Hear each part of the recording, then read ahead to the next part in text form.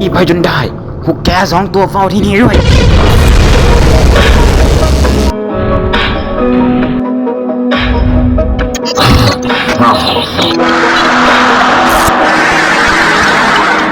ไม่มีใครเห็นสิ่งเหล่านี้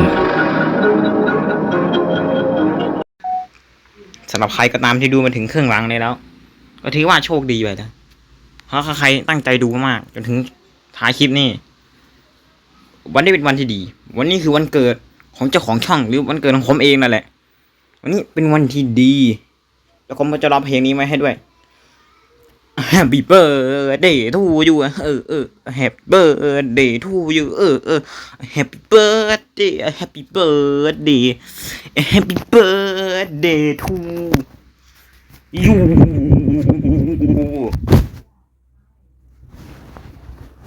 โอ้